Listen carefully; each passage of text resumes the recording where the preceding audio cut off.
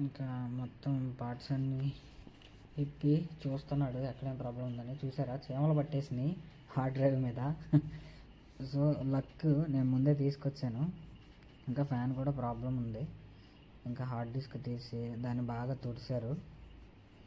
మనం ఏదో ఒక సొంత ప్రయత్నాలు చేయకూడదండి. సర్వీస్ సెంటర్కి తీసుకెళ్తే చక్కగా చేసి పెడతారు. ఎక్కువ అమౌంట్ కూడా కాదు, నేను చెప్తాను లాస్ట్లో ఎంత తీసుకున్నారో కూడా. చూడండి, చక్కగా సర్వీసింగ్ చేస్తున్నారు ఇక్కడైతే. అడ్రస్ కూడా నేను లాస్ట్లో పెడతాను, మీరు చక్కగా అక్కడికి వెళ్ళి చేయించుకోవచ్చు. సేవలో బాగా ఎక్కువ ముందు చూసాం కాబట్టి షార్టేజ్ జరగల.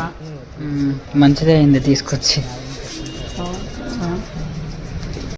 మరి పార్ట్స్ అన్నీ ఇలాగా తీసి మళ్ళీ రీప్లేస్ చేసి మళ్ళీ దాన్ని పాపం మళ్ళీ సెట్ చేసి క్లీన్ చేసి ఎంత తీసుకుంటాడో నేను లాస్ట్లో చెప్తాను. సర్వీసింగ్ అయితే చాలా బాగా చేశారండి. మళ్ళీ ఫ్యాన్ అనేది పాడైపోయిందంట. అది అలా తిప్పిన తర్వాత మళ్ళీ వెనక్కి తిరగాలి, కానీ అది తిరగట్లేదు చూసారా. సో దాన్ని కూడా క్లీన్ చేసి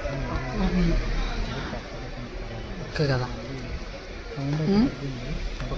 ఫ్యాను కస్టమర్స్ అయితే చాలామంది వచ్చారు. ముందైతే ఖాళీగానే ఉంది. ఏదో చేస్తున్నారు అంకులు, మనకు తెలియదు ఇలాంటివన్నీ. ఇక్కడికే వచ్చి చేయించుకోవాలి సర్వీస్ సెంటర్కి. ఫ్యాన్ అయితే తిరుగుతుంది.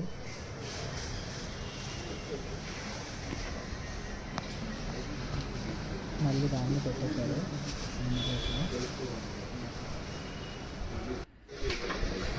ప్రాసెస్ అనేది జరుగుతుంది ఏదో.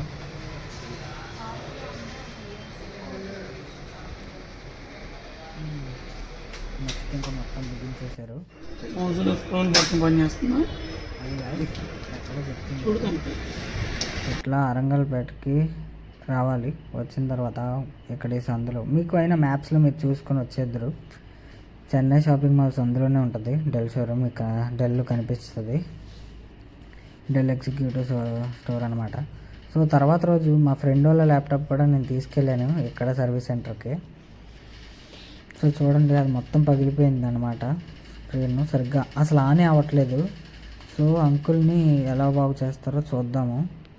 చెప్పాము ప్రాబ్లం అయితే, మొత్తం మళ్ళీ తీశారు సర్వీస్ చేస్తానికి.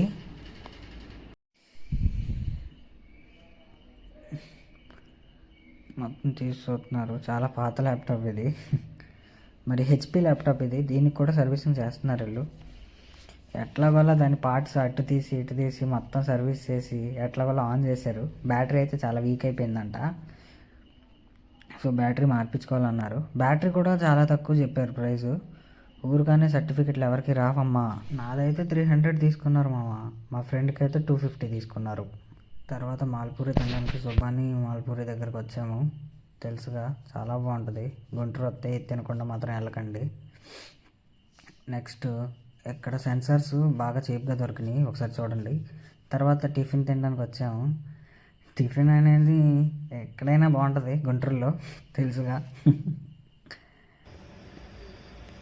ఓకే.